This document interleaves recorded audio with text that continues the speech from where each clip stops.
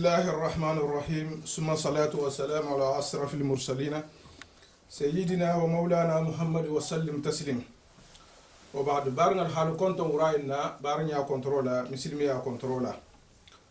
وتمبو كولا بي بارنا اللي بخلر لندينغرا كيلين هفتا كان كيان لا أنين توبا أنين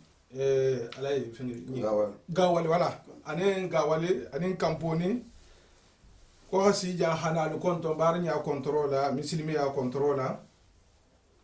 amantam bi safe ko kanka yani jamen ko min nabe bulukarin kon sanabi hana awa nkanna bal mo ko loto wo nyinanna ntatala han kanka yani je hata jamen inna saha wolungo kebay alembe mba grasi nga tarje anen kanke ane alfal siaman karamba anen jaha anen siginyo holu awa nga conference kende kela koto je al ho programme jele nga la hido mutar je fa ha fa konen sita franci jang nkon sakata baranga min fanambe franci jang al ko fonno france halar dingra killing awa hado italien kanke ane awa misiro lo koto bi albata kita la awa nja halar lingo kolo kunna alfa siaman bija anin barin siaman mini hi fanso do hasija hana awa do italian kanga ni jamen ko yinto alfa mini hi fanso do hasija wo mo ho folo mu alhaji buhari grasilati ko me alnya jale nyamin nete alhaji buhari grasi tuba grasi kunda awa mo ho fulan nyoho alhaji mamadu soare nun dol safa mako alhaji fantamadi soare gawali awa alyajo fanan nate awa wokola alaysi dia grasi o fanan bijang kariki hambi ataku kilinga mu wa sija hanalu konto hana nkanna balima kankani jamen ko yinto hado italia akoto akobe alhalamin to anabe kenya min to anabe bulumimma akoto hado fali wokoto okola alay ntai girasi o fanan bijan kamponi awa ta ku kilinga la mu kamponi nin kankani itolle be dindin ku kilinga la ninga micro di masaye sanado italien o koto no boteje fodo musa jabi o fanan bijan kankani fodo musa jabi albe hamim malon o fana hambe ata ku kilin ko hasija hanal konto hana kanna balma kanka yani misir ko yento no bota je kaf nyoko ke fana mbijan terike va herba girasi tuba habo fo ruwan hana parija hana tare reunion yento awa ha ikanna balma kanka yani jamen ko yento no bota je kanjura girasi o fana mbijan kamponi ngole matati awa kome nga fale nyamin na kamponi anin kanka yani tolle be de ku kilinga la sanado italien o ko de sai be jana na hana made hana reunion yinke ta karamo khole ya karamo ko grasi kanka yani kome nya jale nyamin ta be hamin malon parijan awa ala dingra into sa fa dingra mi ko urko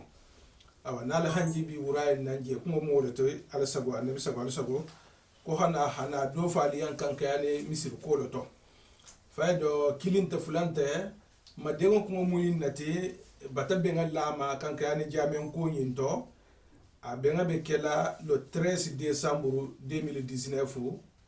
awa ni ala sonta parijan atadingra kilinga to sa vadingra mi ko sendeni mulem basse awa mbantala trala falta la sense sama hatamba kunna awa natabi hana do italia o koloto akobe mutarin awa barngal bulla nyaminna awa ana akobe al halamin to alako falsa ba kalama katara be kanka yanu ngul fama je soto dingal famo awa ana siginyo holi ko me kamponi be nyaminna alako fo bese ba kalama hafo ko abenga batal lo hola kanka yani jamen ko benga batal lo hola le 13 décembre 2019 ni awa barna besa ba kalamo ya hataja hatahabla afrikila ala saba nabi saba ala saba wa sallallahu muhammad wassalam yo wotambo ko la hambi ala sago annabi sago ala sago mena ala harfo dila awa harfu tigol ma be kumo dila mo folo min ma wala mo takara mo te alayka mo girasi kanka yani sataren se harfo diama jamen ko ni be al halamin to al ko fase do itanya akoto miri ya min ni ibulayin ko le wulla ninna to min ni ibula ko le wulla awa ana ko be al hala min kan barngal bulla je al fal bulla kanka yani je ani to fama ba ko mutaren je nyaminna satara se do itanya akoto fo nas fahamos tam makafla nyaminna wassalam yo obenta hambi arso na sago jama sago sagoti walet be kuma fola lon mumma alhamdulillah rabbil alamin usmani jabi be do wala tale fala me si sidiama amin amin ha may ko kunna hata kabran dun tayin to men hal ko islam jaha da hangulu siyamanga arjanno nyen alama dangin kono ba ka jama wo jama na tartato sa tara be muslimi ya ko madenga muslimi ya ko madenga dum barajo le bato barajo mi mun to fo ngol mam min dandro lan al do na xal na jamen ko yin ko me ka question mi poser abembul al hala mimma iyo ko watam mo de sugulale ba misalo jele comme ni i kay ñun donola iyo i khata habata si kanda ko to mala yele no iyo fi khafu mo xol yon ko ñu wo betege sahare ala ko fasi si ko to aha nga jamio nga la wulile iyo ma la wuli ku ko takamma ala batu kanga mo munna iyo jamio melo fo ke ba sahar tan ni fula ke ba sahar fo hakke tan ni fulati mi siro ke har mo saba iyo asikanya bari jamio melo wuli nin ke ba sahar man tan ni fulati o kono la iyo kamponi nin kankani iyo itolle risiki khanyin ko la saka ka to fo na alfado jamio folo mi na lo to kamponi iyo otugo ndoma e ballo kono karandide awa na kebalu ko jamio melo no kankani kamponi ngalo hawule karandide fam hawule kankani masagata iyo ngoko mo wela jamio belo la kamponi le kankano hawuli iyo hakarndide masagata ti haden ta jamio la hajumo sali hadwa nyoko nyen janni mo belo la num iyo kamponi ba kankani ba kankasta ba nyimu me atrabla ko sugula iyo bes ta jumo sali kam farandine nono mun na jamio folos bar jamio nasiyata iyo wala khabsa ala dogoyat ndolu taala wulo iyo ke balu batala saka nung iyo ni mo ko keme munti bi mbata wuli kilinsi iyo donc on fananse no len fanso jami o lola bi iyo bar mala wuli kankani kankan joro mala wuli iyo kankan nen kampon le risiki khafo bi alfananse jami o lolo no alfanye donc ya ka fever de na o stadio man kalmako alaji mbemba gira salam ne won kafar kiblaye atala kha jami none ana alay bukhari jabi itolol kha jami nono kha jami ko na woli awa bar bi alhamdulillah rabbil alamin tabatalu nyato almu yam falama amin ya rabbi alay bukhari bije mbe duwala wala men se sedate man nyenje iyo awa jami on batakata iyo mbata dogere mbata si janduma barabe jammenna mbembulolo la le misilimo nyogol yen e hamma dema ko men ngako modam ta jammenna ba ni ga donote may yunnola fo mo waxu dema ko si konto e hande ma lillahi wa li rasulihi heybul fayen kan ni mi ngam min soto mala tege mo ko ma be kata fela yarala mo jamen ko mo me o koto fo mo yen aya kilin ko o mamba na baytan bana allah lahu fil janna yin ayo yin aman kenyinte khafo ko nin do hala me khafo ko ni rabullu altala e ko atala se bullo yen algiyama amen kenyinte da khafo ko fuyi ka jamion contrôle lo de jamion contrôle lo onte de birkidin killing ou birkidin tala ni ro nyoko nafaqi jamion to o bele comme ni ka bullo donc jama men belo la khalo itari buli har jagata khadun jamion lo to o barajo bi yen comme ni jamion fa lo parce que wata nganna ita min be jamion lo la atala dun ta fan so la mbatam bulolo misilme ding mo me fan min safo la ilaha illa allah muhammadur rasulullah ihande ma ni min se no minna ihande ma fombulo sen ko be jamion yin ntol lak soto hatar lor ne ntol mini be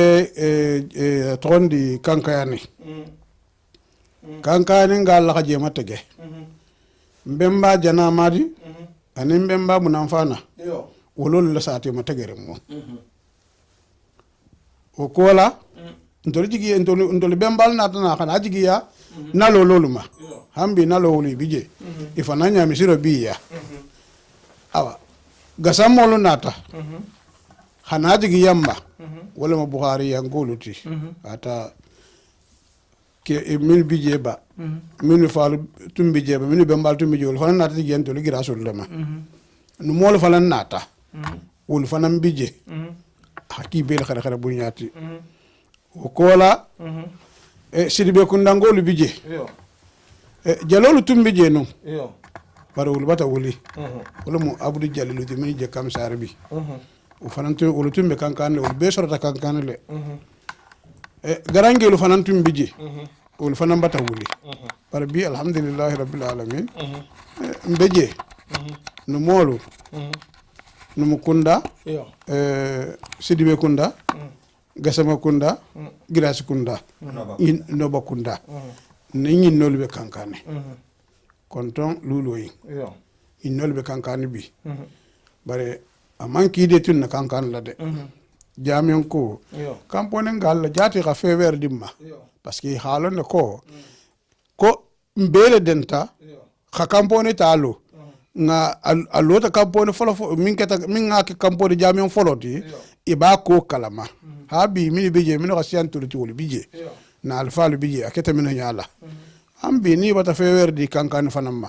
ki ka jamion lo mbata jamion lo damuta miri bata wuli bara ko bata khande gunsiloto aw habi mbatam bulolo jamaye misilmolu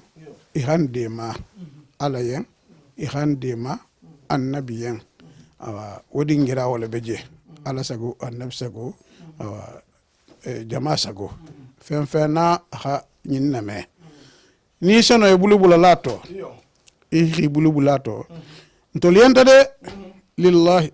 wa li rasulihi ala ye ana ala kila ye ihande ma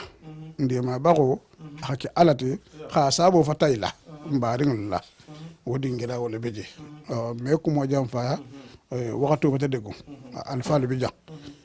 wodingira wala beje wala musallala yo barngal albata takar mo wala harfo la me hamiyita jamen nako al haloto ana hamiyita satela koto wa anako jamen ko imbe al halamin to ibulla albata la me ha misalo mindi misalo me tambi wala hafo abele safa ko me ni haddo nota i hala wuli habata si karoto faydo fayda isembo danga molati oto bitugun fo i hamogol kili no to mogol van hi fabe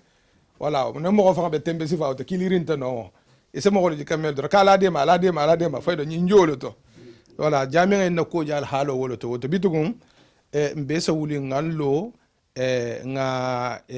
de maroke en koto albata me no ba kunda bije grâce kunda bije karambaya bije katrabe mawambarin buhari ya ngoluma alasago ane num kunda ni sidibe kunda na to malibe yo o kon la ntala kuma bata mondindeki ba fami ngasia jamano nyinkan surafa olu bi jang yo karamba ngolu bi jang konton be bi jang ko sifa ne ba la sila yo bela den ngala muy ta ko fanni muslime awa bari foka la dolu fana choisir yo ha foye bari o lisim woduna mfanden na bulu alay bukhari girasi tuba atelemo mbela khalifoti jambi girasi kunda mu mebi atelema bela khalifoti yo ko be ba tele bulu ala sego annabi sago arsago surtout ndol kanka yani yo ndol kanka yani yo njebunda jakubala wala munna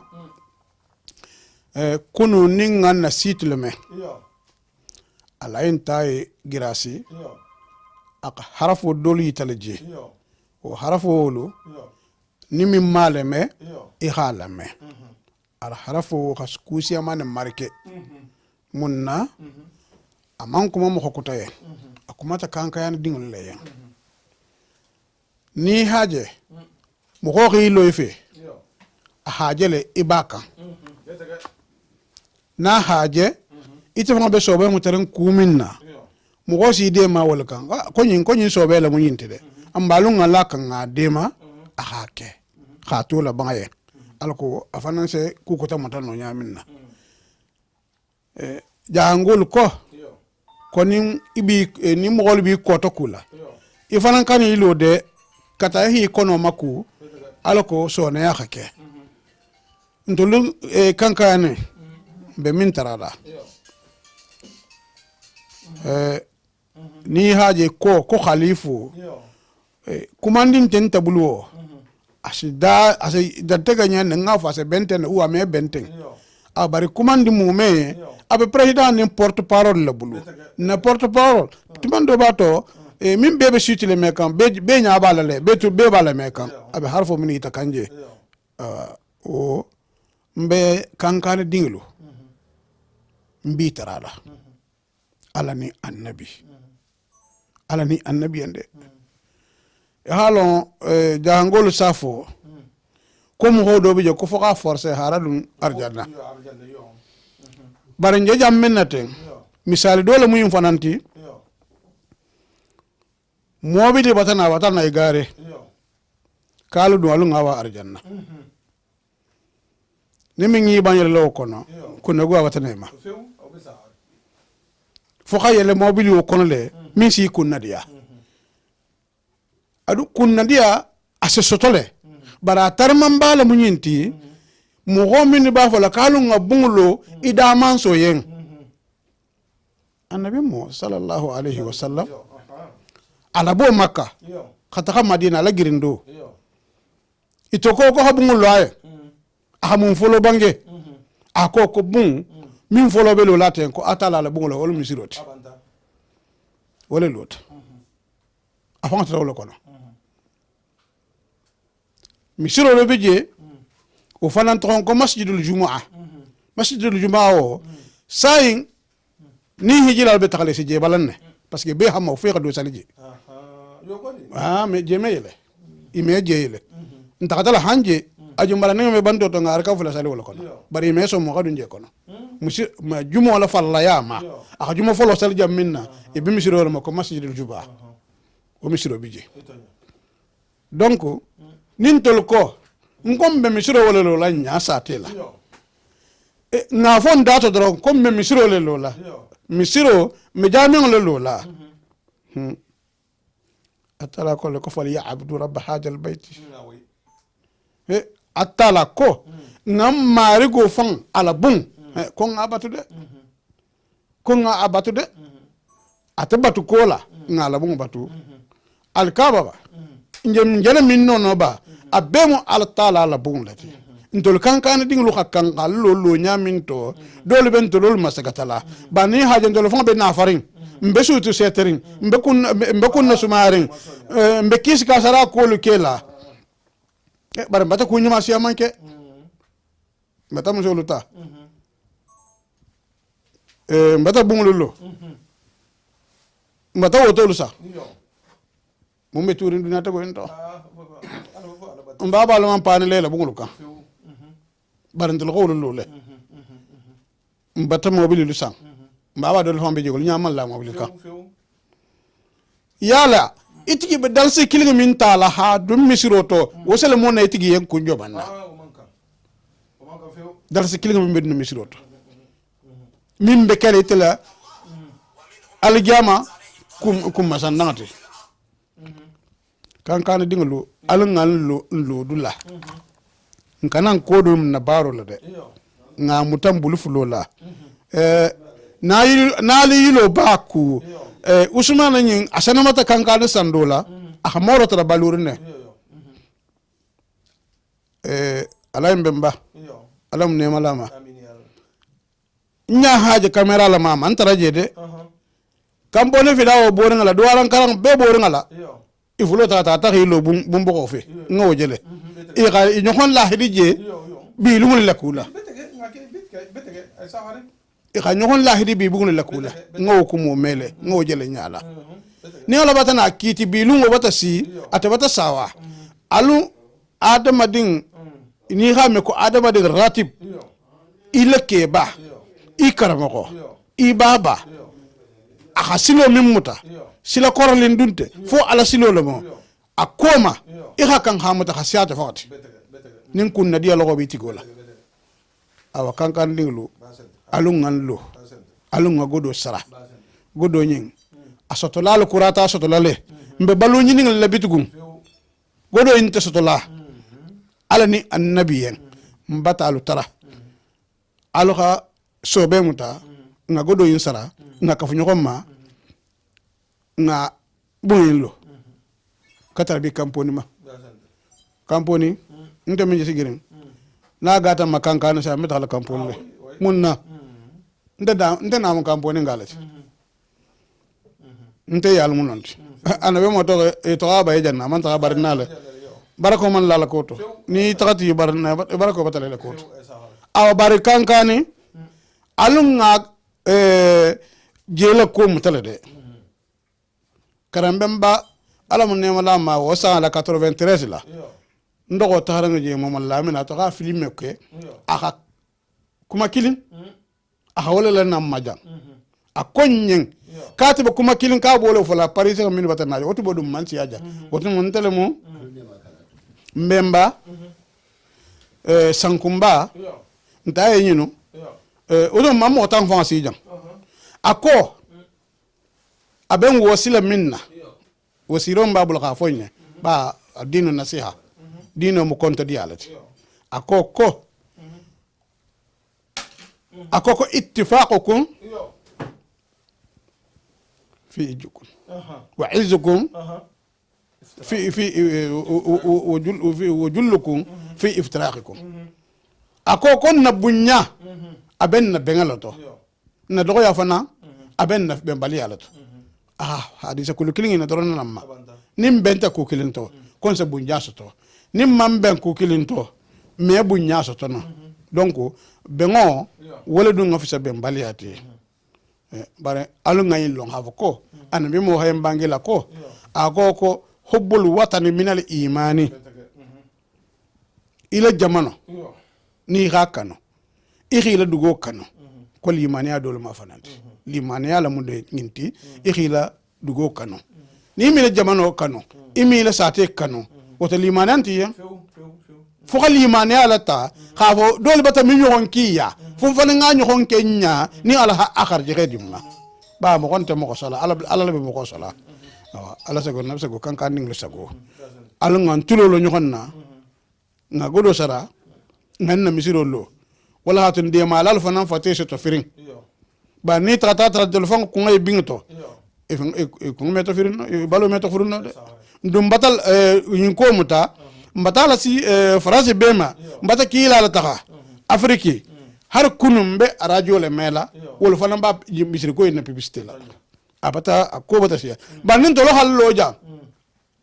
mo gol sena bo minisi bisiro illo min manken toluti woto camion mo illo to ko ta garja nan to wata jigi ko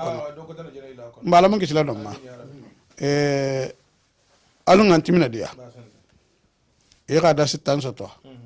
yanda lunga wakal ngalulu wallahi misir ko into ala mbata betara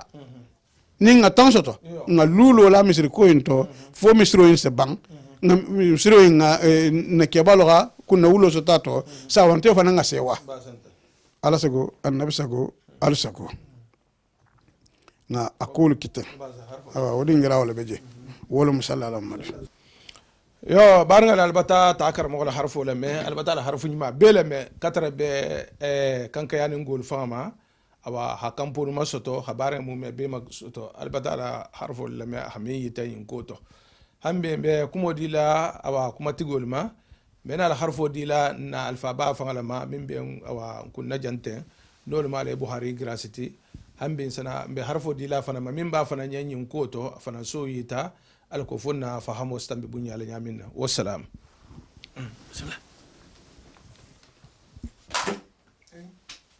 bismillah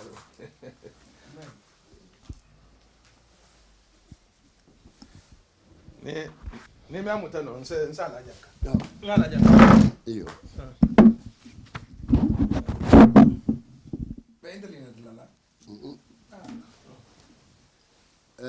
اللهم صل على محمد وعلى آل محمد وسلم على سجل النبي سجل مسجد مجمع سجل نبي يوم ما فان خير نبانجا كو إنما الأعمال بالنيات وإنما لكل امرئ ما نوى حرف من كسبوا نابو كونو فهم من كسبوا نابو كونو alfa dorna ha dandula janninga khere dunke lula bunya la dungato da fa men benyen kha fo misiri kuoto wonte janyala da fa fula petti mbole fo la misiri kuoto mba fo la jonni menu mo adunketi ko dunke nabulata isala si wolema ala so na sago misili mo lu sago khatan salati goduma ni wala mo sirifo duti khata si karamo ko bayama na maghribo la janna tuba karam balani alampu nata nje dino men kono ni kaye ko dinul islam tuba karam ko ba wala ni alampu nata tili jigo la janna lampu nabe la manari abe mu karam ko ba ta lampu leti na harafo be abonso be la denning la nyinina men be province la men be Paris jang men be jango jang na harafo ba be le denning la nyinina na harafo be jonu la nyinina wo ko wala mu jaaha ke mo holuti men bonso du be jamano nyinni kono jaaha ke mo holu imam fello na manke alati imam fello na manka la kilati imam fello na manke dinoti la kila na tamenti awanjo dino tonka dole kunna misilime abaru ma lulu alulu nyoho wala mu bunga hijoti ala fanga dali ako inna awwala baitin wuli alin nasi lalaji bi bakkata misiri folo men nalota dugu kulo nyin kan ko handa marigo batu akono wala mu alikabati khata wolunguma hana dumbi budu misiri wo misiri na belola nin kanda dunkelle khalo abebe ya hala wo misiro le ma misiri folo men na ko fota ala fanga jata seningo budu ko inna awwala baitin wuli alin nasi lalaji bi bakkata misiri wo misiri na lota ala fanga yen alota dinul islam yen alota mislimo yen abebe ya hala wolema awa na alfalu khala saha ko mu ya haram baleti mo ho hakanki ya hakuo memma bungo men misiro men nalota alikaba baby ya hala wolima mbata mbulolo karamo ko baye mbata mbulolo jaha alifaluye mbata mbulolo suware kundaye mbata mbulolo fadiga kundaye mbata mbulolo darame kundaye kundawo kunda tuba karamba abe tuba lola lumen kwanton bisa bani woro men beje mbata mbulolo abeye hala misiro mihira boka ala sago na bisago alu sago mena fem fono misiro la kuoto alu mamello alu hamello mbesaji la welema khalu yili bulala Allah kila fan habange sallallahu alaihi wasallam akumman bana lillahi baitan walau kamisrat basgat khattati bana Allah lahu baitan fil janna koni menga bungolo igalo alaye ala batu kalama ko altala bati ilahidi ase bungolo yen arjanna harna takatake firfir litio wonya ha harna takatake wonyo honnet awa wole kam ben kanna bola karamo ko bayaye ben kanna bola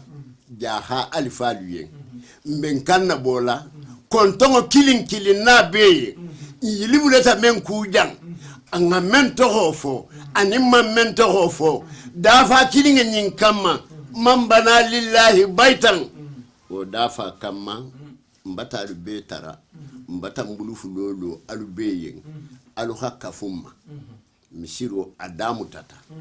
isa fendo damuta isembo salaban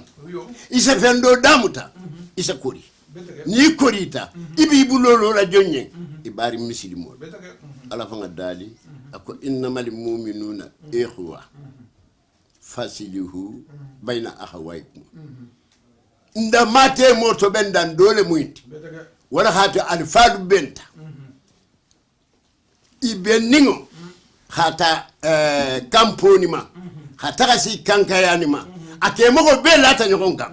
ila deji songo benta nyinema misiro membeje kortoma o bata dohoya ibela fila misiro la membe yiri walin khatambi folo kan ba nun na alfa lutilo na kemo ho lutilo ni mo ko kemere beje saya batake mo ho wuli kontot adama dingi yiri wata nyame ibe ala batula dingira men fono mfana nga yiri wa wonya awa mbata mbulolo karamo bayaye mbatalo jaha alifaluye akontongo kilin na katabu ihande ma ala fanga la bunyi faselo kome hakanya men kome ki hanyi nyame kome hadi ala nyame kome ke mo lu basu gandiri nyame dan ninga si alifaluma memenu kilin na khere obula bunya la sila ala sago na sago misili modu sago altala dali man so men na dalo khata folo khati mo futunin tato ko ma khalaqtul jinna wal insa illa liya'buduni ata ala kilinga re fanan dalita ako adiu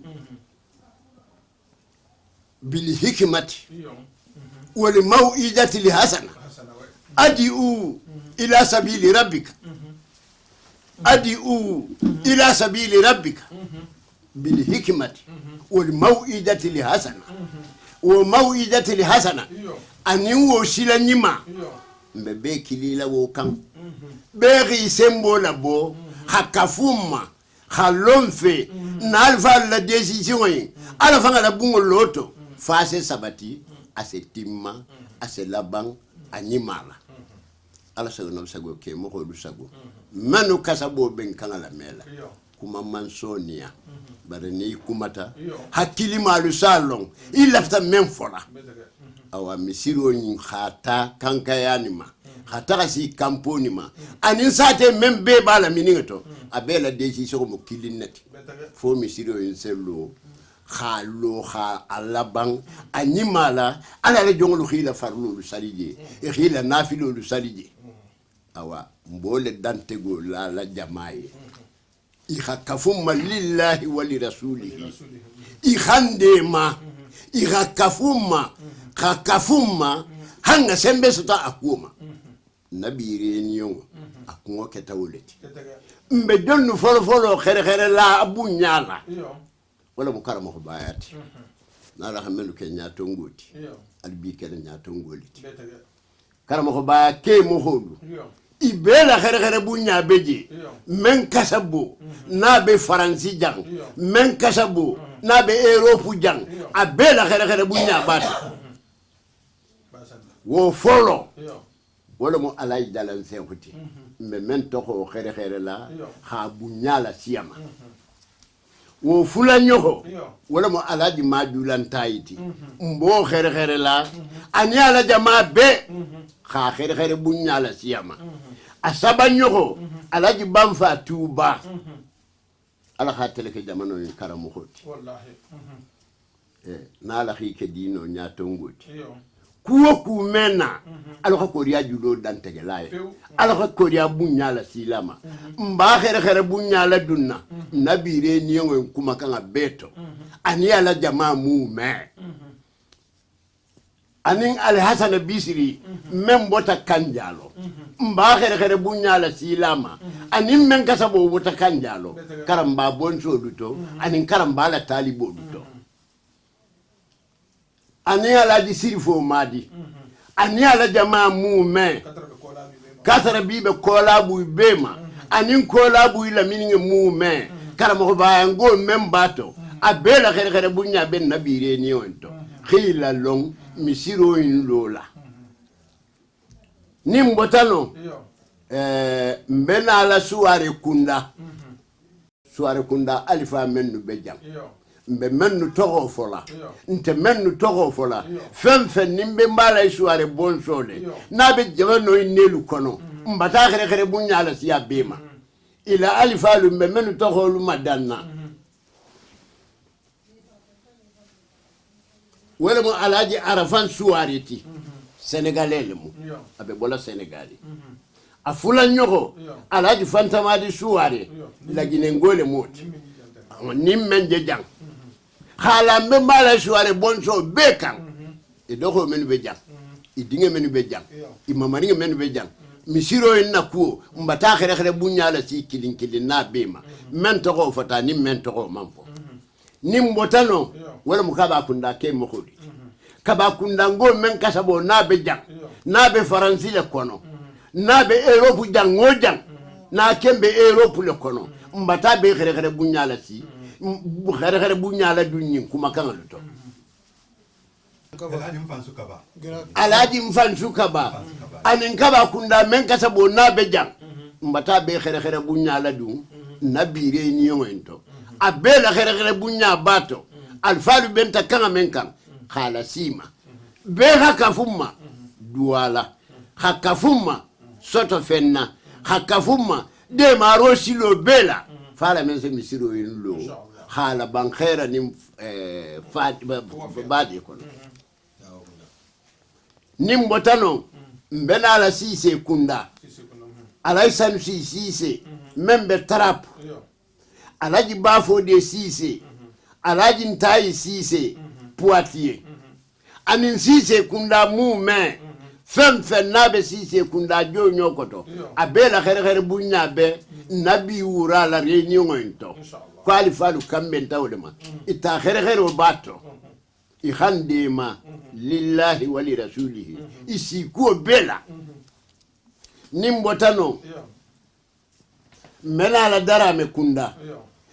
kunda fonninke men kasabo nabe jang darame kunda alifa men kasabo nabe jang ngamenu toho safe mamenu toho safe fen nabe darame bala jonyo le koto europe jang abela khere bunya bato wo folo alay seni darame bafo de darame anindara me kunda mu mebe nimbotano Touba anin Senegali anin Gambi anin Guinée Bissau a fem nin daramole a bela dending la khere bunya bato darame kunda be nimbotano mbela la fa kunda alaji Mamadou Diaby nko menyen ko manu analaji bake Madu Diaby fakunda karamogo ala soga nabisa go isago ani fakunda mume alaji Abdul Latif Diaby ani fakunda mume abegere bunya bato fenfen na be fakunda jonyo koto abele de ni la khere bunya boy irenye woto ko hala sima mbi tarali la de marola nimbotano mbena la Fofana kunda alaji Ibrahima Fofana ana alaji Sellu Fofana anim Fofana dinge men kasabo nabe Europe jamano kono anim men kasabo nabe France jamano kono abela khere bunya bato mbata mbulolo abeye mbabe tarali la de marola ninko de maro afanno mu me belemu nimbotano mbena la Fadiga kunda alai Mamadou Fadiga ana laji Ibrahima Fadiga ani la talibo menu be jang ani la jama men kasabo na be jang ani kumuta nyoko men kasabo na be jang ibela khere bunya be nkoto nimbotano mbena la jahabi kunda alai wushu jahabi tubanding alai wushu jahabi ana dinge menu be jang ana doko menu be jang ana kam nyoko menu be jang hala jahabi kunda bekan abela khere bunya be nabire niwento mbabe tarala ila de marola fanna o fanna ninde maro fannole mbi tarala bela fala mense kafuma ala ni barakola misiro ngal nimbotano mbena ala gira sikunda hata Touba khanasi Gawali khanasi Koli khanasi Boke khanasi Kindia hata si menyankure aningira sidinge be jangojang hata Gambima khanasi Guinée Bissau ma khanasi Senegali ma khana khabulala Guinée fangala gira sidinge be jangojang abela khere bunya bato be khawuli mbe khallo ha kenganne kilinti ha kemira kilinti ha kukilimuta ha nyogondema fala mense misiro yinlo ala so no sago jama sago wo dante ga kan lulle benye isa fem fo karamo ko duye foni ko de ndema lillahi wa li rasulihi mbe sagi lama karamba bonso menu be jam karamba bonso menu be jam mbabe tarala de marola fem nin alla kila ha bange misiro la koto ibabe kalama khata ke baluma khata ka sia dindingaluma I khabe kalam tale ha bimbe sagi la khitara de marola membe ma nasulamini bonso du tarala ila de marola I lomfe I khakafuma I khandema fonna misiro selo ala so na sago isago dantego wole benyen hala si wuraina ala so gana isago fem na kembe karambala nyono koto mbe saji lama abela dendinga na khere bunya bato mando bodoto adini ni ngakeba muso ni ngake ala so gana isago alusago wala mu dantego ala so gana isago jama sago Allahumma salli ala Muhammad wa sallim mbe kunda menu madanna wala musaho kundati saho kunda fonnin ke men be jam saho kunda ke mo ko men be jam saho kunda alifa men be jam mbati be khere bunya la dum misiro nakoto ibe hakafuma mbi tarala ibe hakafuma ibe ri lomfe ibe randema de marosilo bela fala mense misiro nako boala ha ko dafa ha ko timanye khera nimba deto sa ko kundala khere bunya bato ala sago annabi sago memma nasulamini bonso du sago habilo konga sagi khalu khere bunya la dungato alaji fatu karamba jabi alaji karamma di jabi atondi alay bala mini jalo alay mahawasidia ini doholu menu be jang ini dinge menu be jang bala mini ya bungum kilin na kasabo munga mento gofo mamento gofo abela khere bunya bento saho kundanda sita mento goma ndama si mento goma abela khere bunya bento ala soga na bisago isago iha kafuma iha lomfe ninku hasabati mbulu ngade maro sotointo ala soga na bisago jama sago fongi khere o dante godula mando bodoto amusoni yake dinninge ninkeba albata na alfabal harfo le men no mo ale buhari gracity albata la dantego le me aha kannabo minke kanka yana misri ko ento albata le me awa ana hadiso min nata hal khana ayo min nati albati bele me o ko la bunyala sita awa habilo min fanama albato fananna me hatan nasrifu bal fama hanabla karamba ni suara kunda ni jahato mamu me bel kafringa albata bele me donc wala mo ala sago nabi sago ala sago kan kaya ni jamion ko wala be bulukarin abenga be kela le 13 décembre 2019 yin sende ni mulembase na dabi hana wala dante galien be sa ba kala mo ya jande ala annabiyan yo bativo voilà batavo bese awa bese hakiltu ku do kan taha ala benga taha benga lungoma ne haje njana la wuli ko déclare junnata ala ko fo bese ba kalama kan kayani jami'an ko wala bije le 13 décembre 2019 habele longa ko la ala sago nabi sago ala sago bon habo nyohon ko to la wala khafsa no botaje hambe ko men afale nyamen nembe kumo dira kuma tigolma alantai grasi bijan kamponi awa hafatan kamponi la parijan alantai samande ngode sibi ntai samande bibi du mintomu bondi ngode bitam bondi la musile alantai samande be ha malonde surtout jalol fo wala hi malonde wala mbe harfo di la fadama ni tolle se kamponi duwa ko ni tolle ha awa campagne ke hatabla nasrullah la bengal la hamalon beteke fayda islam jaha mo mogoli himalon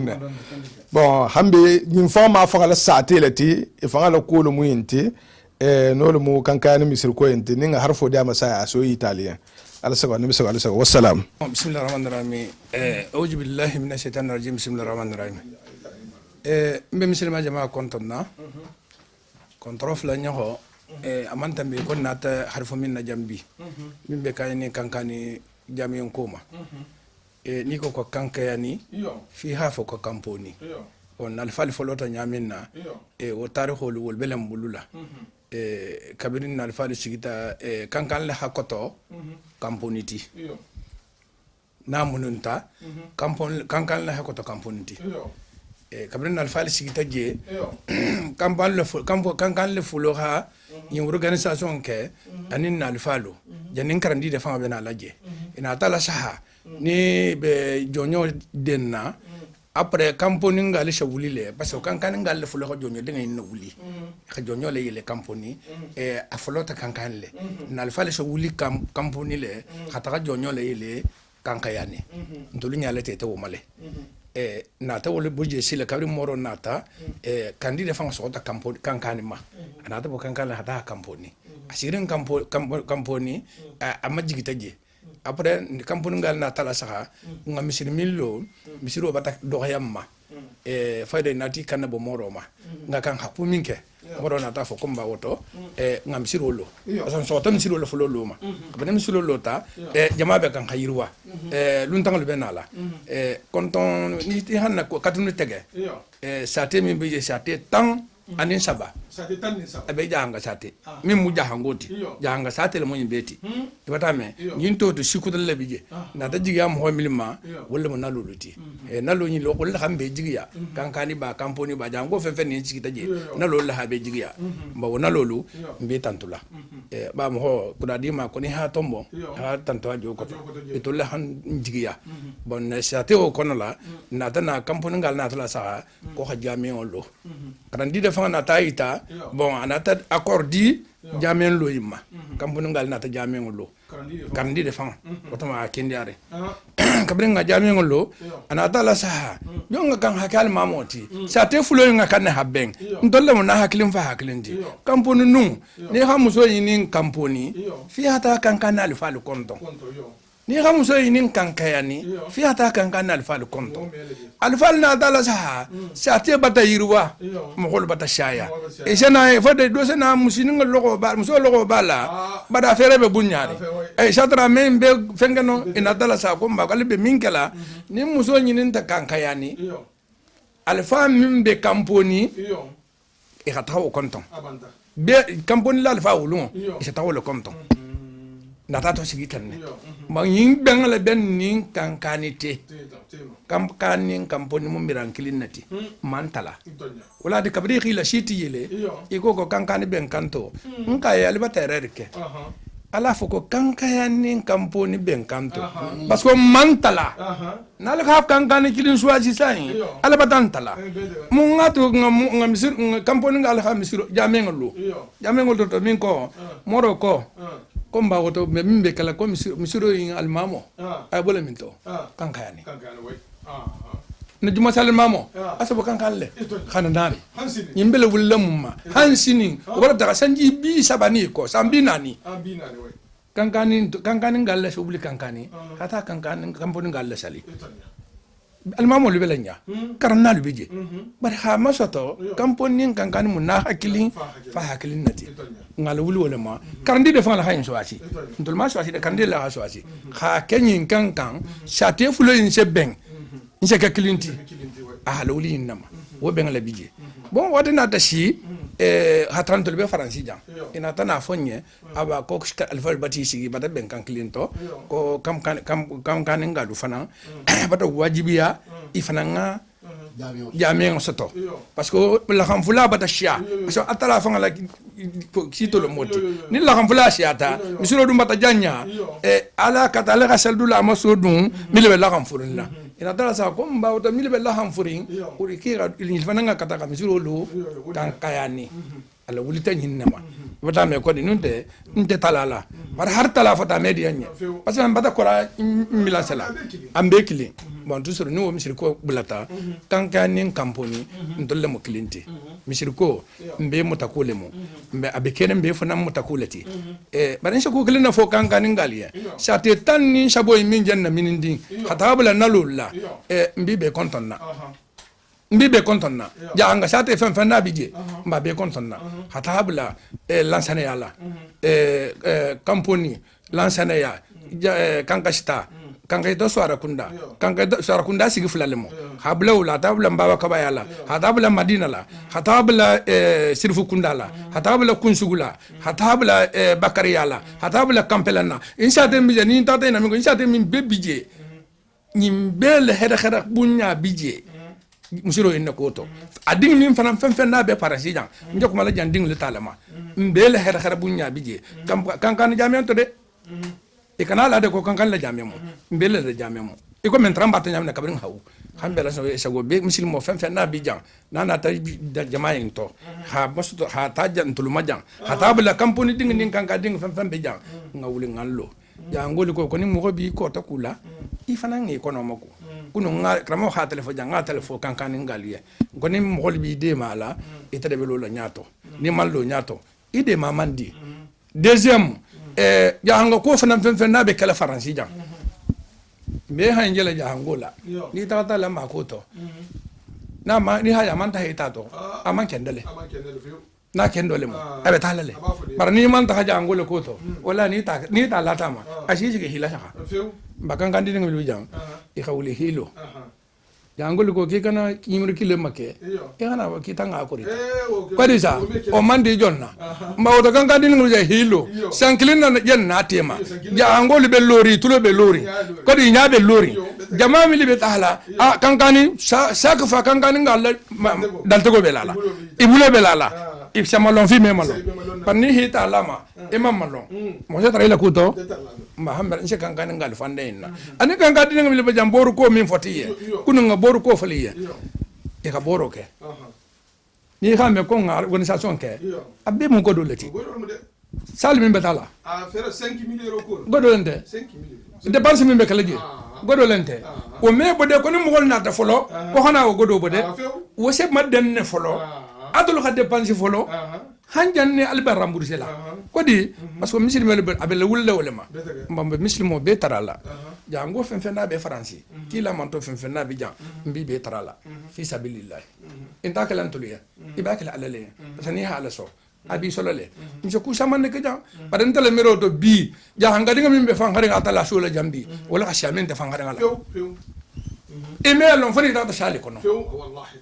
email on fana fata jambi ko jamion lole be franchi ko dole be jamion ko to nun to dole be école bun lo to mo wala si ngon fa di nyale ko di sa ngayinke mba on tolu mi mu kampon nin kankani dingluti ali ngawla ali ngallo de ngawli ngallo ni mallo se mallo mun nambe malla ni rasale ta sai iman dal tala mo ko kuto jebe to kuluna le malde hari nga publicité ka hanya ni jari je ta kuluna alma e godi sa bo toujours muso kankan ni wala shi fande wala na madenta ni be me ta no kilin bi be jawul hatarato kankan fana go kita magi ase sa fele o godi sa kankan fana ki ma eta magi ni mol hi malon woto ni fana go kule wuli mol bi magi lele ba hamdala so kankan ngali sago e mbi kontonna nde ko mo shala alfali bata kuma fen na hakan folo kala jamen koto boy mbo ari bata fo karama bata fo me ko mo le shiano bari sey dolu dam malu al ko hanyo encourager e harama dinya min sa tara nse harama dinya nse ko nse motiver hatara harama dinya to nte bol dron fala iye kuno nga telefona no sey ha fu iye ngi hatara mo yato di mantra mo yato mo na tara la kuto de toujours hamman sa isago dal bata ko mo dimma e nte me ko mo janyano parce que ke bal bata kuma e kana ko mo janya ndronte bo muslimo yimbe je bel kuma logo be bela nin kon ko ngadun kankan nin kampon tariko kono a hajan o wulo hajan e bata me ko di insono la kala men se mo ko toro parce que go bata me e kuma ma siante bulu insono ne folo kankan ngoli e hitimina dia i wakali kankan ngal hi wakal de hi wakali wakalo mundi boro wala mu de wakalo mundi boro ma fa hawakali hadila barula de i hawakali ha boro ke mogol hi malong ni mogol hi malong ni akulama Allah me malu bani mogol mi malong ni akulama me malale toujours hamna sago kankan ngal sago mbela de ning sile be wala kono bar jangul ko janga sutu janne ngaso tati de ko disa ndol mo kambolati bar be kilin mais kankan la tamum siroti handi toujours mbi kontonna be musulmo le kontonna be kankan ngal kontonna amso na ke anadi ning na ke ba fen na bijan hitimina dia e hatarama hokoto e hangasi hadamadi nyato hangasi muslimo be kumili madde najan mbe hangasi ala wala du nse fanga sotato bo toujours wadi ngara mo na bata kumo dimma emme continue no bandronte bata me ko di kumo duni ha damuta iten tata bulle bitu atale bitu bulbutu bo toujours abena le nyamina diko ke continue nse shaka bo toujours wadi ngara mo handi nin tata e na tata min toro enna kumo yin kan ngalto isi hakotu e bata me ko yo baso kumo le mo ito safa se dolu sa se dia dolu e dolu amedia dolu e ko di sa bon toujours yin dingra le mo hitimina dia ngatramo koto nin tratato nin alama memalu handi msirila moyinti alfalla tarme kankani alfawlu sidal alama de khatam be mba karamba ga samama karamba ga sama flori min beje an min ba shehu an hatara alay bala alay ba shehu insama dan sa ke ba kendo mil tarme kankani wala ka fufu atala mutumo atala sake hake ولخي ترو ولخي لحن مدينة بيك منتو على كل مو أرفانو لمو صلاة لمو ntolo meganta wulu dafe wonyale ibo wala to bon ulu khasa te min na folo ani khamsiro min la folo khamsiro min no ni mo min ko kebe msiro le wala wallahi abele kuma ibata kabalo wala msiro bele kuma ibata kabalo bare fango fo muslimo liya e khandima mo ni hada sikilin bulayinto da sikilin wo be kali yam minti etamalon ne alhalon parce que do isem siro do de ma msiro lola ferabo ye e hadema asalo e ma de ma asalo barni misolo mo le khay banto le de ma la msiro en lola alo be gwalale aferan tam wakilinya aferan tam wakilinya kankani min seno ku kala msiro yinto wala hatum be fi sabilillahi ta'ala jango fan fan na bi jang faransi jang anin jango fan fan na be dunya jam minna e handema misiro yin misiro be kilin ko para hasela ni honti parce que misiro mo mi libije wala hasela ni honti ko disa dole be jam moyen boliya dole jam moyen tiya bon toujours dole tabe wonale bon toujours handema ala ni annabo kan muslime ya kan barinya kan madam bulu fulolo atalaye ham bulu fulolo kilaye e handema fo misiro inshallah alolo damuto nimbi fo santanni ko hambi da ko fa mansi soko ku sakato parce que ita fa isi talaje ko de sa bo to modo seno misiru fa imasi jela abe dan ninja minna bo ni haja abe dan den no moyen kenyale mo moyen tiginte je fera tiginte je bo ngamala wulin to kamma ngala wuli muslimo wala kamma parce que ni ko muslimo ko fi sabilillah be sidema be so wuli hidema mbambati tara fi sabilillah tuba kakandi ani konakri jaw janga dinga be jaw jandi senegal ni dula beto mbatam bulo la beye e handema fi sabilillah fonse misiro ni fala men salo o dingira wala hande wala sallallahu alaihi لا حرفو بنتا فيو بنتا سوى تاني عند بنتا يو بارنا البتا الانتا يقرا سلا حرفو لمه البتا على حرف كندو انما نسيوتي لحرفو لا نخلي نتاع بيتا الى حرفو بنتا alanya benta surtout ya harfu menyita kanka ya ngoliya e nyantano mele betege mobilisation ma fangala e be ngamini be nari awa hatarito awa hanyin ko dantege mo holiya no kete wasa be betege ake bata damuta ba har min tamita sayente awa hadantege dun telefon bulan tala halaje o bata damuta be ngamini be seketen nim benga botala nyini bese godo lale dolu 2000 euro dolu haasiya wote iso lale bidise ko ben wondi tamini fane benar ki fane ngi bulo woto ile godol be lari ko so hambe be harfo di la harfo tigol ma be harfo di la na alesi dia grasima kare ke hambe ata ku kilingal ma ko hana lu konton awa hanatar kanna boyento min be bende kanka ne jamian ko yimma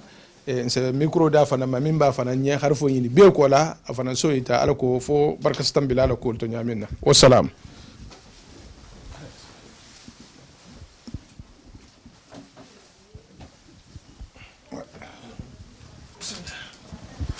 بسم الله الرحمن الرحيم أعوذ بالله من الشيطان الرجيم بسم الله الرحمن الرحيم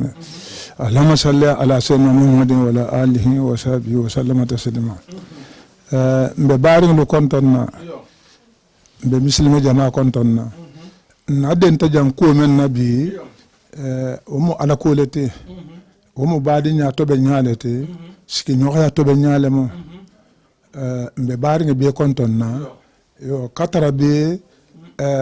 de hangol la communication mo ko mo le ben den Ousmane Diaby ma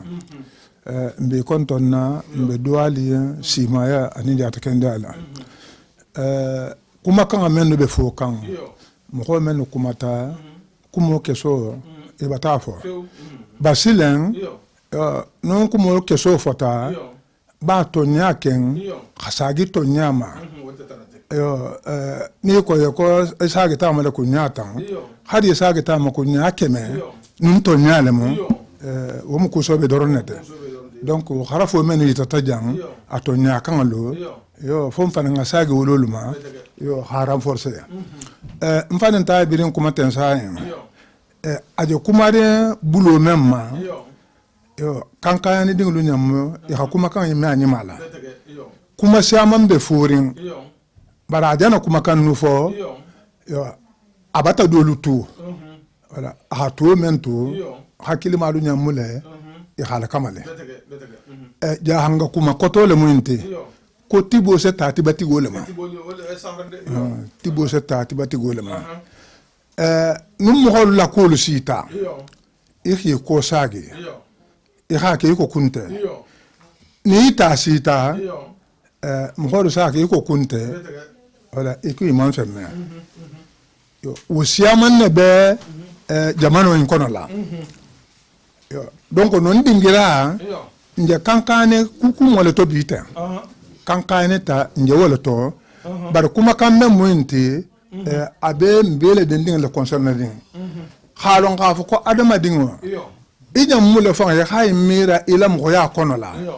halon ka ko ala ta to batan te da yo mo ho le munti yo mo ho to munti atala bata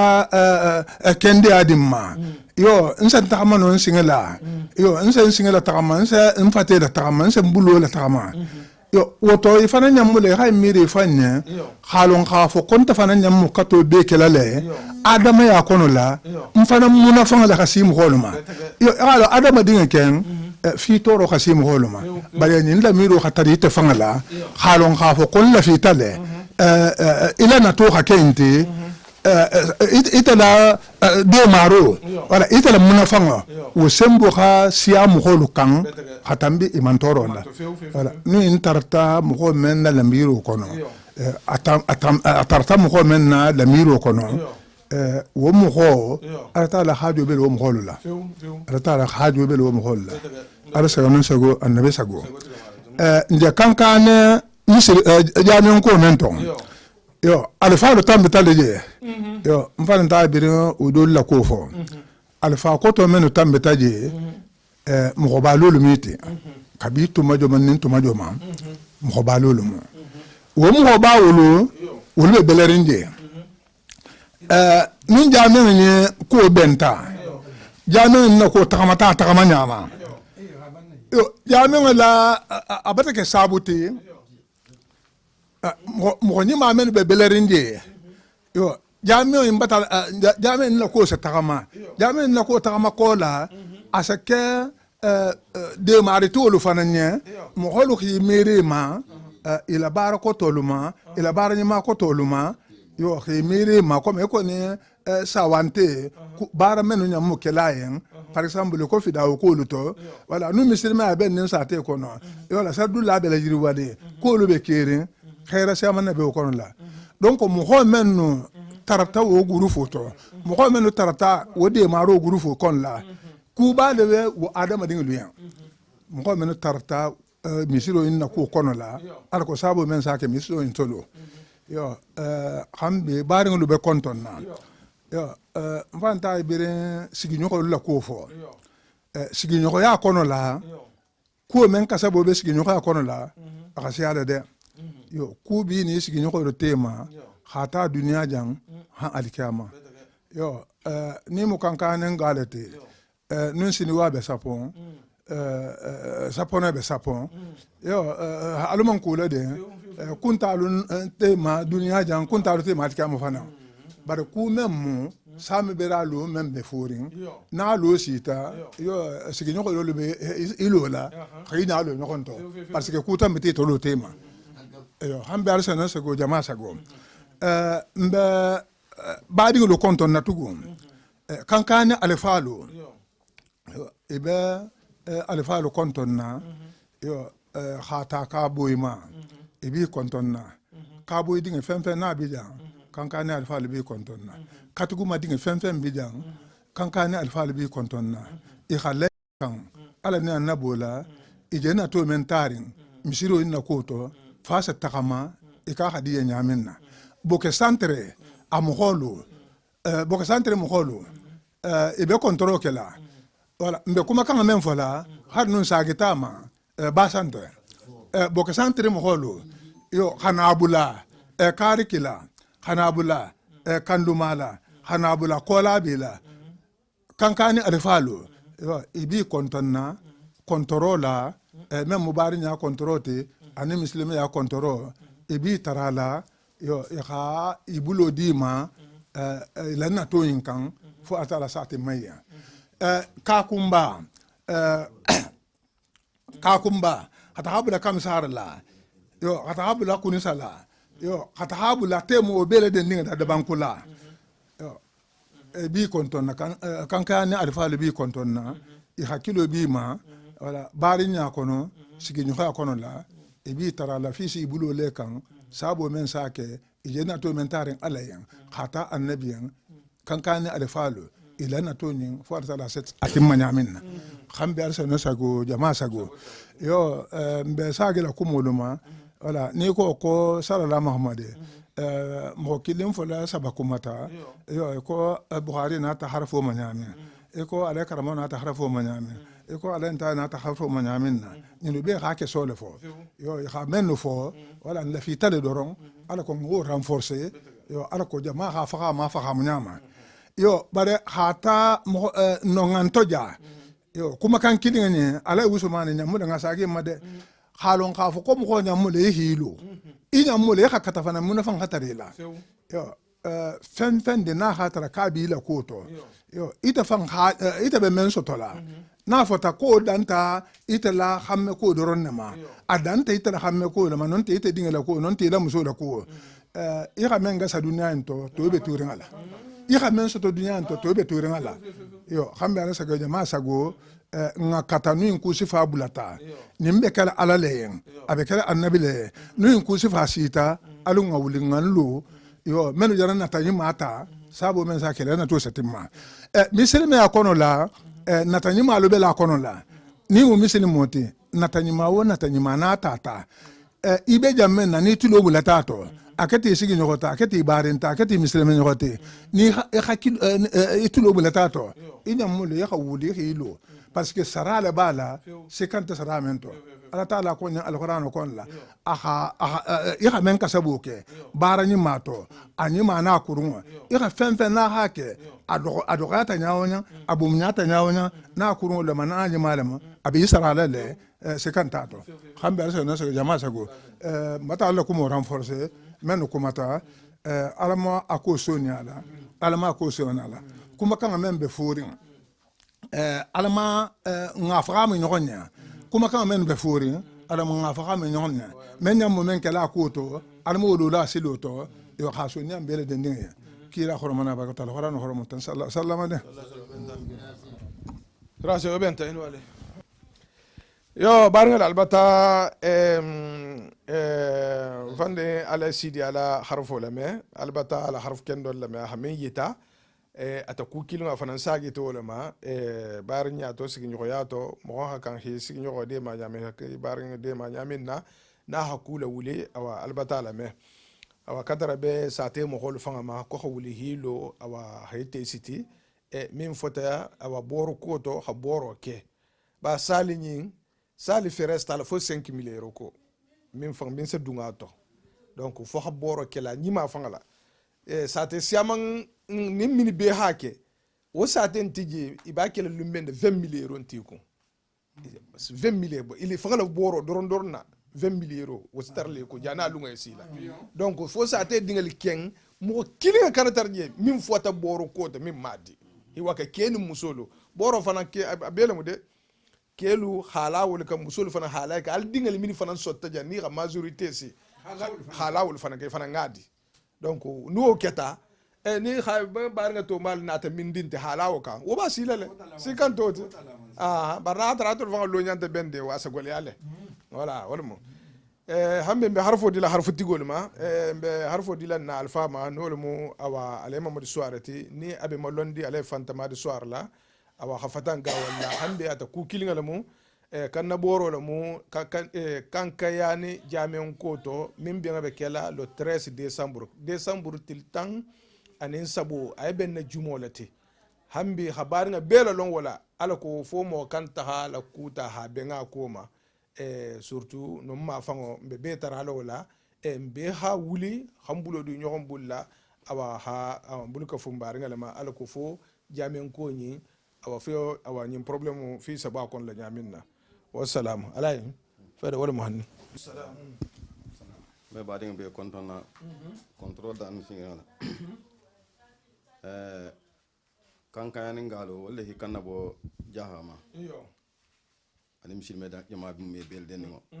ani jaxala mi ngo ntel kuma dante jante iyo tawalo mbay mo gadi kuma da menna iyo le man kan kuma je wala are kule mu iyo fo mbe xadon nin to fato few wa kanna ba ala kule mu ala sago ne sago membe den di na soir kundala iyo e xantere invité aha soir kundama fanto ko ngana xana tara ila bengato iyo ki kanna bo misilme jamama hima dema be misiri lo koto iyo ko hima dema khata na gawalima katabla kunsugula katabla kakandi jamanu be bela iyo katabla senegal la iyo katabla gambila katabla guinée bissau la so dinga fem na be parija iyo kibati kanna boy bema ko hima dema be misiro lola iyo ala ni annabi ni me xam min soto iyo akeda birki din kilne tiba iyo akeda fulal tiba iyo ni me ha fere soto iyo khima dema bena saltala lu nyuma fa le 13 décembre tiltani sabo décembre tiltani sabo be sande ni fangoto molam basen be ben kelje o dingira ko khalsi na sakunda bema ani sakunda tana iyo fofana kunda jahbi kunda touré kunda drame kunda danso kunda mebe nga konto men fo mam men fo iyo bela bunya bato iyo Allah sa ne sago yama sago iyo o dingira almu wala musallala muhammad tabarakala yo barngala albata na alfabala harfo le men nole mu awa ale fantamad la harfoti ale fantamad soare abata la harfo le me hakanna bo min ke barga mu me bel kafringa ma wala kem mu be taralo kela wala be hawli hilo awa han barngal dema awa ila jamian koyento nole mu kanke yanite hambe mbe kumodi la kuma tigolma jamen ko yin fango mo mi be lori ako nya tonga ala njana la harfo di la awa wodola ma wala mo fandi fo musa jabiti hafatan kanka ya no fangala ha groupe min siga ko kamma hasiti la ka ne ha to la ko kanka ni ben kanto asiti ay mo saman bullale wala wo president o wala matati ateli to le fan hanto contacter un koto ala ko fo saka fu ñoxom ma koto ñamin na waxto bele be telephone la be ñoxon sawro ñoxo ya kan awa be faydo di kay ñoxom ma be ko kumolu foli ñoxon nya awa min sa ako be min sa ko taganya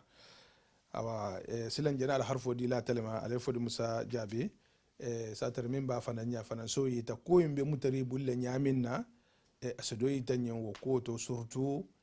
sa te dingali fango ile mobilisation ha do foyen ala ko fi sa mutay bulu fulol nyamen ne bata bar ngal jall fa en bejeni mobiliser fam mobiliser kata sa o ma han fa do hanta nyontumo mba ko kan sa lo ha fo ko kunnin tabitu ko kumi mo bitu ko bata démarrer ala sa ko le sagin tebe jara bo ken ala fana je wa nyaaro le bitu fa do fo ko hawli hilo ala ko fo awa barka sala ko to nyamen na wassalam Bismillahirrahmanirrahim. Assalamu alaikum wa rahmatullahi ta'ala wa barakatuhu. Madenta herato alumun ta'ala la herato. amin ya rabbi Hajara kembiye amona tugo gullo bangi habi jara. Ntire la jama kila man tambindur kan ben kantu.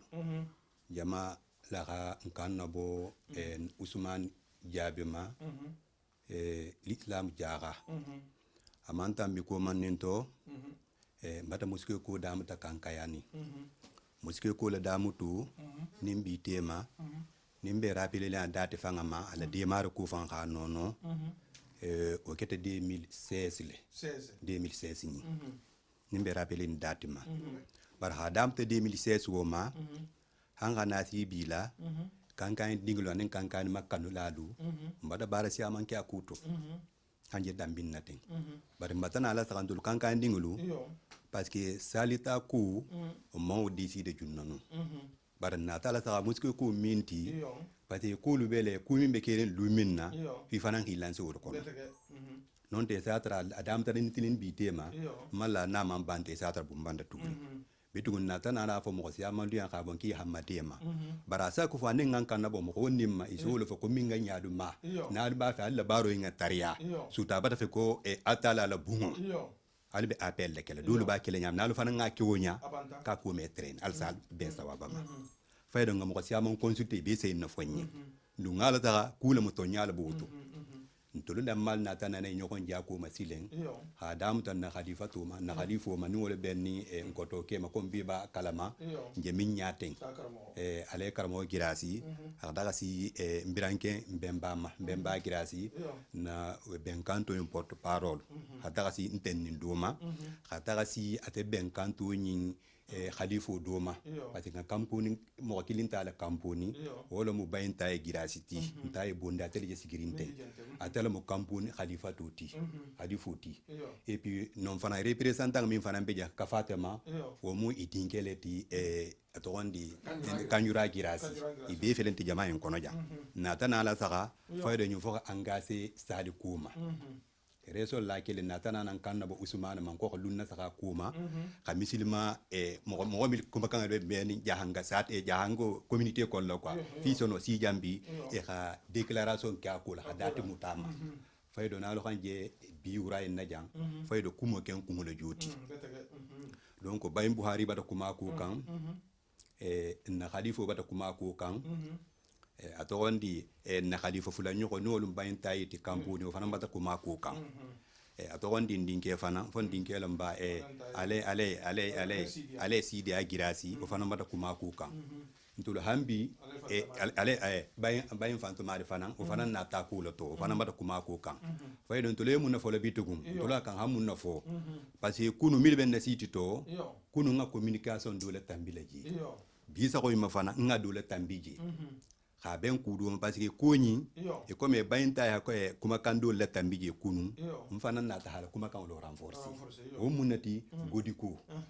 parce que depuis nga site incré lumi ngata ta folo ha mun fanke folo na ba fe ala bata ko ben kanto surtout be kumi kele na kankani sa te barola ko kata folo site kerere nkola ko ko ngundu siki kata nga kungu siki adam ta hadifo masilen ataka président masilen ataka bula ne trésorier la en même temps porte parole anin conseiller dulu wataje ngodi sigi woli sigo bandingi bitugun ko mun naga kan hataki wala o keta mamburu mogoluti ngolu fanan dulu ta ba mo fulata giras kunda ba mo fulata gasama kunda ba mo kilinta no mukunda ko mu groupe yin responsable natana na gudi bu fanan to sigi parti fula ba ngala dulu ben kono la wulu birin nale ya no kusifa na bulari mo mili bata meji ibe montanga min kela tuluji anu wulu fo différence laji natana ne nyon fa mo parti la mili bata adapté jamma ani mili birin na nga différence de prix ki na to lance be fana ngo men na site be ta to ko kalama no kiren ko versement folo ka kan ake le 15 janvier passé ala hake o keta o dati siringe na porte parole kuma ta ko kan mo ko mil ha godo sara a ko to ko fo parce que ngabi fode parce que ni bata fo ko montanga bata tegi nyogomma ni dati man la fen fen ta marcelano fo ka dati la bolo ko il dati man la fen fen na ka ko mbablo mais ça kan dati man la fen fen ameno kela donc dati fo lo sita c'était le 15 mois de janvier dernier branke mbe ba ko communication de tambi kan kan digi be ha min ken be site kono mil ha godo sara bon a ñogon le 15 tan ko no botala biton un mois après nkabe dole tan pat gudu ko lam le 15 février fanan tugun aka communiquer fanana tambitu be hito ko meji bara min na de ke communiquer auto min na ta mo ko surpris ha mo ko dépasser ko kono hanje jamina nta kenya londing wo ben nin to kankan digi de fanga parce que tout mo be nte min je sigiri ta habla na porte parole tout mo be mo ko di bulaka ha mo ko mobiliser surtout to kankan dingulu surtout na pata fo ko dulado e be parti ko dulado responsabilité be denedi la itel ko be kala mun tibitugo na du benta jamminna akede jahanga bennati silamba ikafu nyodu fare ini fen na du contact batem ini fa ke ni musulman lam na du site jala ha foye ko fana bata bara do dam tan village la kankani wala benne mosquée ko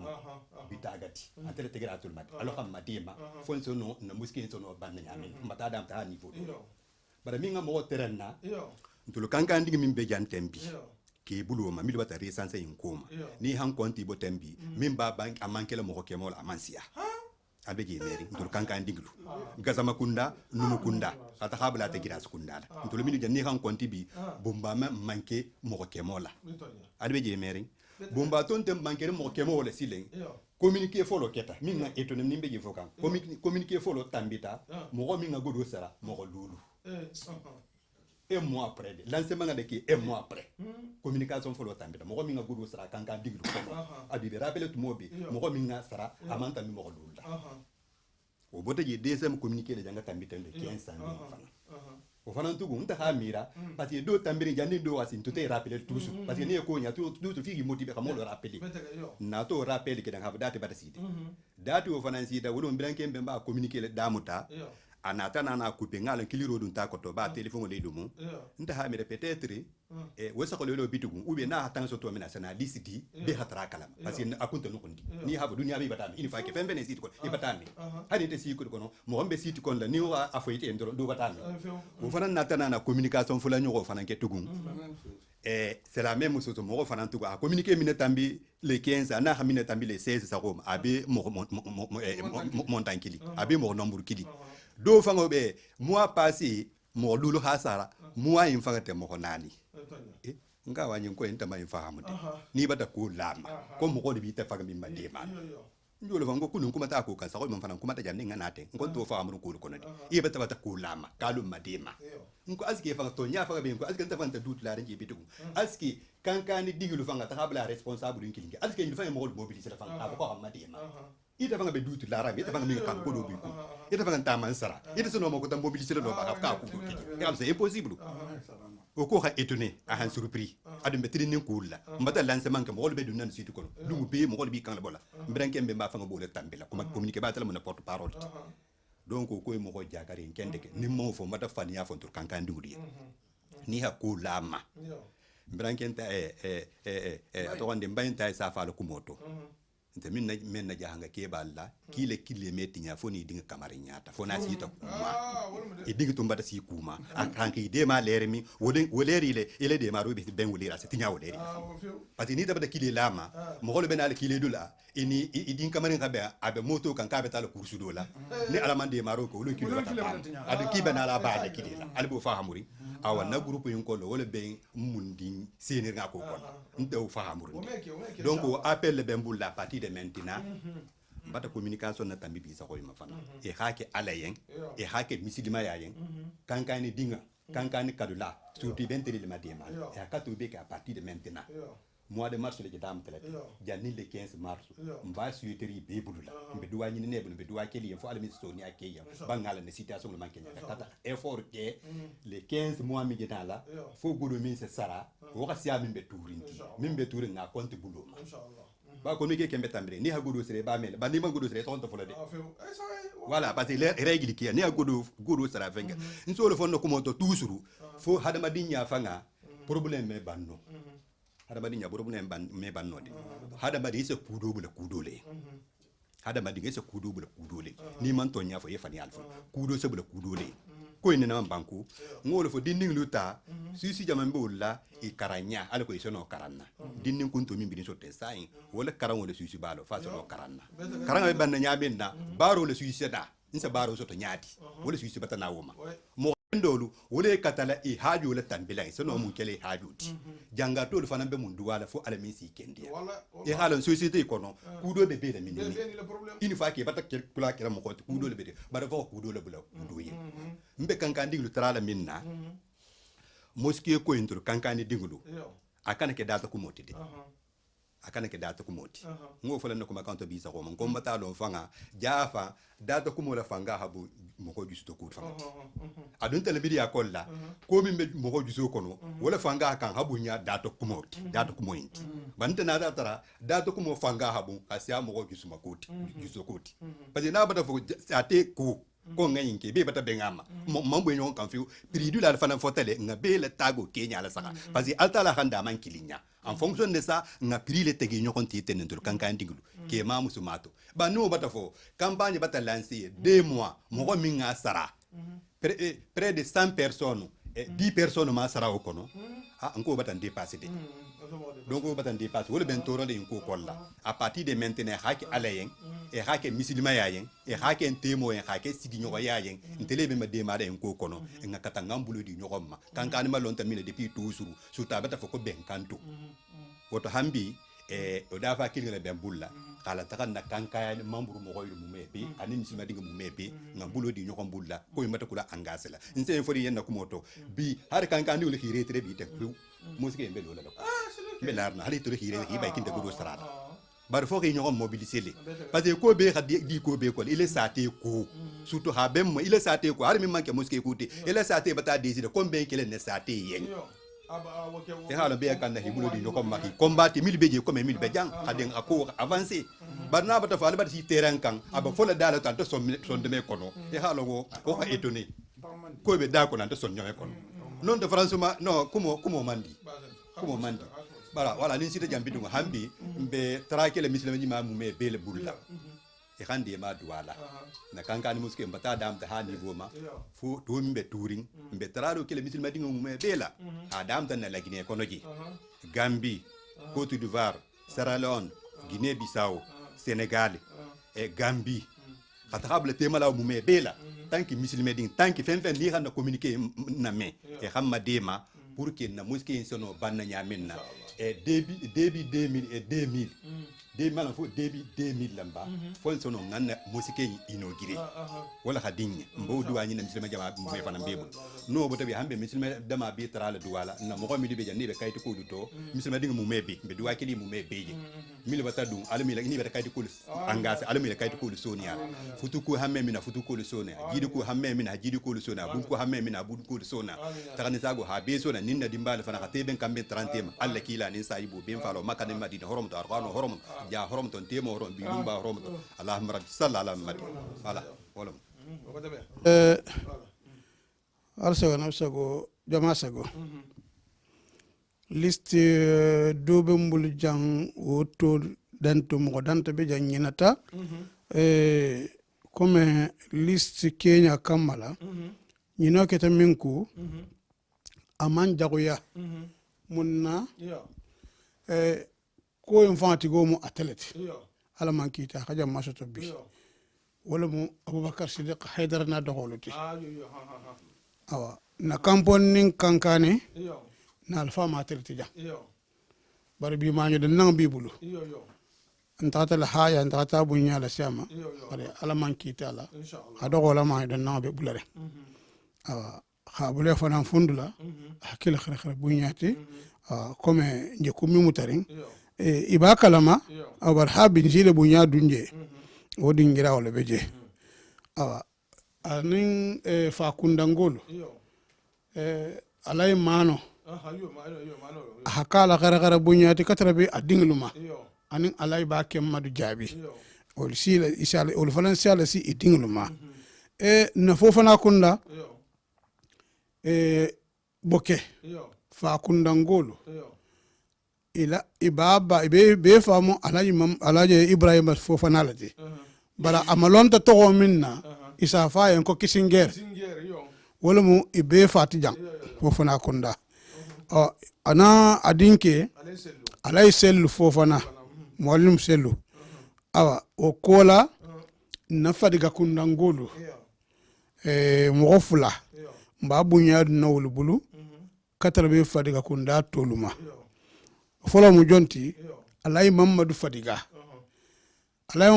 yin tin filingala mo tul baba majigita mamiyale alay mor balu fa hakilin dogola mo awa bari atebe sabatere Hollande le bara ala dimbaya do fele lili say ase fenga safale bulwa ase nanon say sabatere ndula fulo no say katrabi adogoma Alhaji Ibrahima Fadiga mimbe 50 awa wodi ngira wala beje hakila khara bunyati alay Mamadou Fadiga yin dolu ka to malon comme to dindi nyato mo sat to ma dafi malake ko fazu ni ko doli ton ko alay Mamadou me ala bar fani ni ko fazu ibe batalon alay Mamadou mimmu awa wodi ngira wala beje wotam birin kola mbebe la khara bunyadu nayin koto comme alfa khayta nyamina bari isa ke nyaaw yanding alafan ala kole alafan ala dalu la ko unjur asirataka wal aqrabina alafan haw dalile nin kila jigitama akole ko ibarin lo ibarin masutun lo i golo folo masilan nin wolo sontima i kana ta barin to mal ko nin wakata jama be sonnale awan jena alam barin masutun wolo ma wolo mun sigi nyokolo te mba folol jonuma njatigilu wolo mun nalolu ti kambi saf kan kayana sigi kan kayana ngalo jatigol la joti saten be sigirin nembe na bundal be na bundu be sigirin nyogom fele bari sa fo jeyede ko kambi safu nalolu na kan kayana jigi jatigol la joti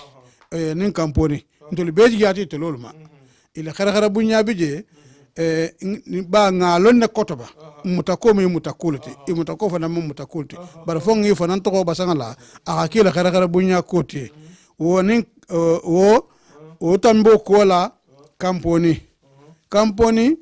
mbo tabula bar ni ol be mutakon kilingalati hata kabula kampelena ana lansana hata kankasta kunsugu kaweki kamfaranding kankasta kamisogo ataqabla kasagala ataqabla kangoro wal fana munol sati lati mimbe kamponi nin kankane tema ataqabla karekila muko ko lati anin fode konteya anin tamaransi kanduma boke barlande korira kaboy madina kalfur kamsar madina tubata kutubuya bintu modiya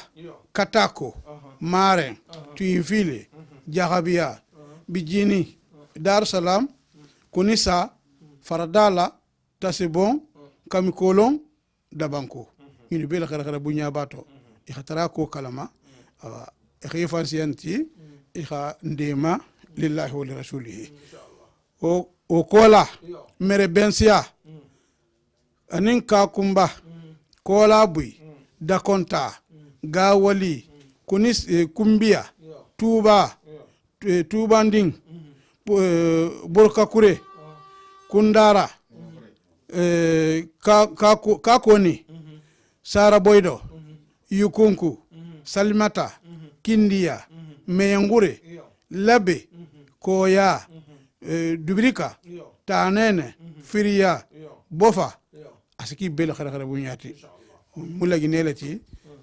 mbading lominti nimmi be sigiri nimmi bulo mira kilinga to haki be khara bunyati o kola nimmi nta sigiri barin hakilo wonyo honku iko na be mo ha bange nyamin ko taqribu qulubukum afdalu min taqribi buyutikum ala khabungulo khajimbo la nyo honka al son de mente kilinti nafantala albe sigirin albe dula hajjam bara al hakilo be nyo honku awa wala khafisa dina al qalbun lo khajim wala ñu xonkan al hakilum te ñu xonko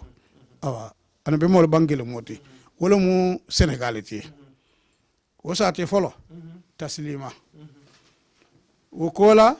marsasu wo kola kanjalon sigansor kolda tambakunda temanto kabendu gambi bisao Guinée Conakry ñu bela dending bela khara bunya trato awa xamutam fe eko ko dalta nyaminna njigo bito hakilo larika comme mbata dati mutama le 13 décembre hamba ta dingira kiling jammina malonta alabatu kolla jammina malonta arjanna silola ba je ala ku nyim ala baraji nyini dingira o mo arjanna bundalati donc ni mi ngi ko dum non e bati ko dum arjanna la wa o dingira wala beje ala sogo ne sogo jara sa te min be madam haki bela gara bunyati o dingira wala beje me ko mo jam faya fitro batasi wala musallala mari mata kura o de silan se fatiyata hadu antul min be nati anta falta la sahira kem be ani min be ben ala la sahala awa hadwa fana faltala se ay tan kendo la inshallah awa yiloɓe min ma kuta hera kuta faltala so ke inshallah wala jamen o fama faltala saban hera to ha dayiɗo ken be kendo la president ngala joxata ko ngo c'est pas grave ngo wasile ngo fati o ken tawot ngo fati a dono met sile sile بسم الله الرحمن الرحيم اللهم صل اللهم صل صلوات لله على رسوله اللهم صل وسلم على سيدنا ونبينا ومولانا محمد وسلم تسليما الحمد لله رب العالمين الرحمن الرحيم نستعين إن الصراط المستقيم صراط الذين أنعمت عليهم غير المغضوب عليهم بسم الله الرحمن الرحيم اللهم صل وسلم اللهم صل على نبينا مولانا محمد وسلم تسليما الحمد لله رب العالمين الرحمن الرحيم مالك يوم الدين نستعين صراط المستقيم صراط الذين أنعمت عليهم غير المغضوب عليهم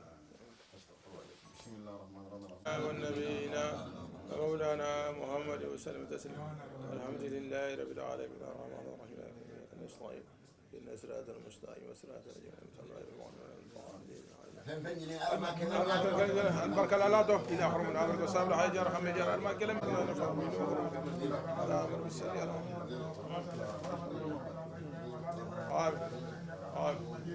سبحان ربك رب العزة عما يصفون awa zan fan karmo wala ta karmo wala duwa ta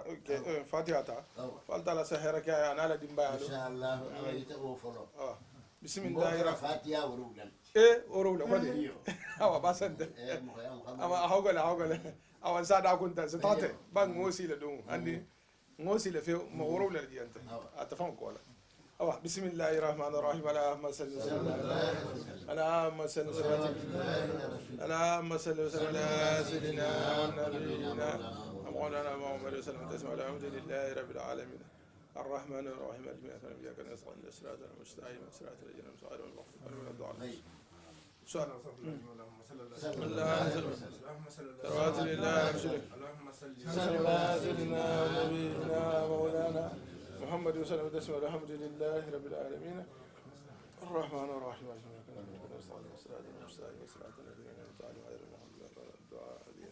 بسم الله الرحمن الرحيم استغفر الله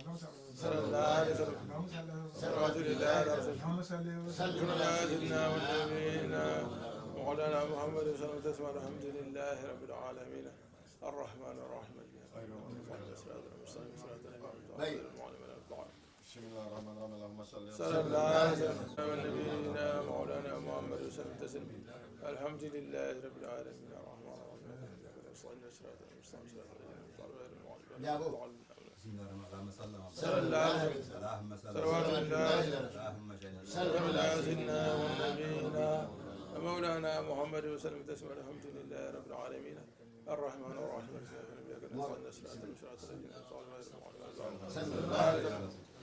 صلوات الله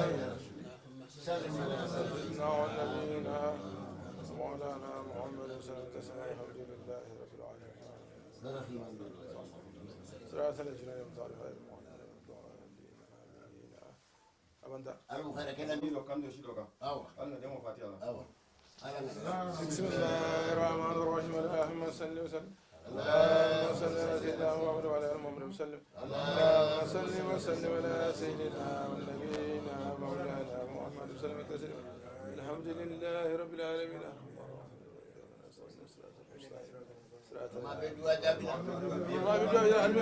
المني بيلك المني بيتن قال المني بيه حجاب القرآن محمد خلقنا من بعد في كان ولي دوا تقولون خنا أسمون دين كان كان بيتك برني هذا سكيلم بلاطو